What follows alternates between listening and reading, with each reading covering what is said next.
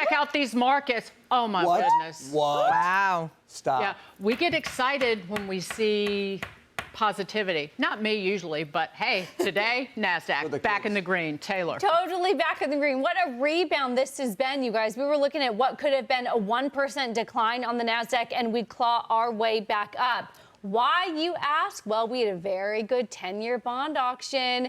Dealers, a bid to cover ratio, a sign of demand, comes in strong. So yields were a lot higher. Now they are less high. That means those long duration cash flow assets like technology does better when yields aren't as high as we thought they were. It also means that dealers were stuck with the least amount of bonds on their books since January. So I guess a good sign that there are still buyers of our debt. And then full circle, it helps prop up the U.S. equity market. Who said the bombing won't last long and have any major effect on oil prices? You? I don't know. I heard it someplace. I think it was somebody in the first hour. I don't remember. Probably. Might have been someone early this morning. Yes. And oil is currently trading at under $74 a barrel. Well. There you go. Giddy Isn't up. life wonderful? Yes. Honestly, this is a great country. It really is. Well, unless you live in maybe California. We love Californians, but Thank the you. governor there, Gavin Newsom, is now backing a bigger Democrat tent, saying the party should welcome socialist candidates. Take a listen. I'm for addition, not subtraction. The Democratic Party needs to be in the addition business if we're going to get back into the majority. Yeah, we need to get our base out there. We got to turn out. But we also need to be, and I'm not offended by this notion of a big tent. And I think it's important, though, that big tent is a big tent. Oh, God. Does he realize that those socialists will chew his ass up What was it, for Pac-Man? lunch? Pac-Man? Was that the thing years ago? Pac-Man? Yeah. Swallowing everything? Larry's a Pac-Man. That's what you got going. That their goals and their ideology don't match up with anything that truly exists in America, even in the Democrat Party. Am I wrong? Yeah, right. I mean, again, I go back, President Trump gave these three speeches, the Faith and Freedom speech, the Mount Rushmore speech, the National Mall speech, July 4th. And the speeches were sort of in half. The greatness of America, from the principles of the Declaration of Independence, we get our rights from God, and so forth. But also the mortal threat coming from socialism and communism inside America today. And he was very strong on that. And he was basically giving the whole Republican Party talking points for the midterms election, which is going to be very effective, okay? GOP is going to keep the Senate. They may expand the number, and they're going to keep the House, and they're going to expand that number. And the Democratic Party is tied up in knots over the Pac-Man socialists, anti-Semites, communists, Nazi tattoos, whatever they have. I've never seen anything like it. What this guy should do, and by the way, Gavin Newsom, who personally, friend, long-standing, he's a very smart guy. Politically, he makes mistake after mistake, honest to goodness. But he's like Teflon. Well, Somehow he manages. he should be out there hammering socialism, communism, and anti-Semitism. He should stand up, put his big boy pants on, like John Fetterman, for example. He should be standing with Fetterman. You get a couple, then But isn't the other fear that leaders then will the come. party turns against you? The party, listen, he's got to create his own party. All right, that's what happens when you run for president. Donald Trump created his own party, okay? And it was, then it took over the Republican Party. But you have to start with the ideas But that would and create, sell that would them. require like a backbone and a spine and something that you believe in, like in your bones. And my worry is these people kind of float with the wind. Yeah. And I'm from California. Gavin Newsom is notorious for being sort of a tit for tat. You do this for me, I do this for you. And so it's hard to find a backbone when it's just like, well, you rub my back and I'll rub yours. Listen, the stand-up guy with a backbone is, wait for it, Steve Hilton.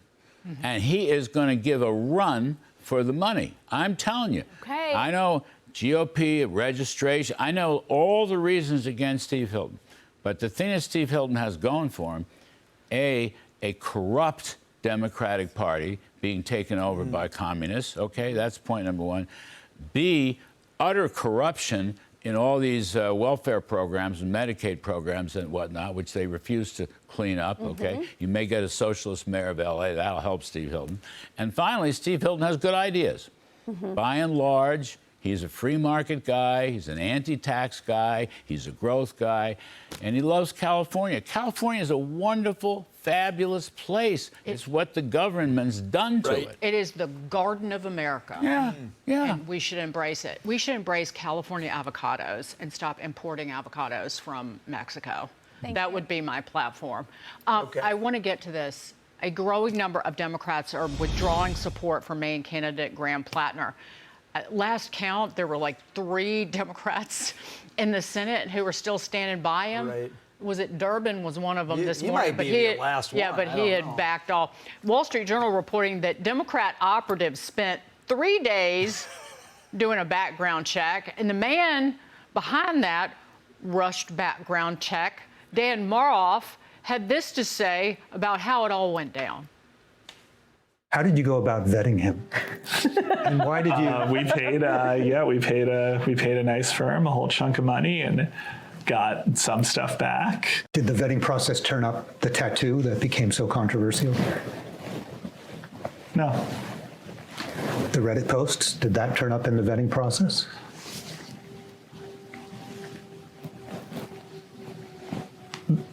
The firm sent us a thing and it had some of the posts, but it didn't have all of them. Who vets the vetting people? Like nobody vetted the people who did the vetting. And by the way, they didn't want to know. The whole thing about Democrats is they actually don't want to know the background. They are literally looking for somebody who they think visually will appeal to the men in Maine who loathe the Democratic Party. That is all they're doing. It is shallower than skin deep, the vetting that they do. This is Axios, but Republicans prepare $8 million ad blitz against Plattner replacement. So they'll define him, whoever or her, whoever their replacement is. And the Supreme Court decision, we were talking about it, allows coordination now between national and local races. And the RNC is loaded with money, The DNC is in debt, okay? What does that tell you? I'm just saying the midterms are going to surprise a lot of pundits, but they're really going to surprise Democrats because the GOP is going to do very From very your well. mouth to God's ears. No, Jackie, get in here because I saw a longer version of that clip, and that Plattner strategist, on top of his vocal fry that will make your hair fall out, he said that Democrats don't want politicians grown in vats. Was one of the quotes that he made, and who are you? Like, do you think that it's just, white guy, veteran, go? Yes. Yes, I think they do think that. And I think that I'm actually in shock that he hasn't stepped down yet, even with all these cries for him to do it. I mean, watching that clip it's comical in a sad way in some ways. But I would bring this back to Gavin Newsom, and I would just say that the problem with what he's trying to do is play both sides of the fence, in my opinion. He doesn't have a backbone near as strong as Donald Trump to go create his own thing and have people follow him. So he's staying in the middle so he can get the moderates. But I believe deep down inside, he sides with the progressives, with Bernie Sanders, AOC, and all these people and the Plattners of the world. And that's what the problem is here. I think that they want to see that long-term vision. And that is why Plattner, he feels that in his bones. It's almost like I'm seeing defiance here of him not stepping down. Look, I don't know. You may well be right. I'm very pleased. Socialists, communists, anti-Semites, haters, bigots, the country will not tolerate it. America is a great country, okay? And we love diversity. We love law and order. We love rules. But we also love diversity. We love hard work. And we love people. There you go. We love people that that love America. Yeah. And these people do not. They hate America. Yeah. And they're not bashful about it. No. And they're going to get whooped. One after another is going to get whooped. Speaking of people who hate America, New York City lawmakers, they think so highly of themselves, they want to give themselves a raise. We bring you the numbers next.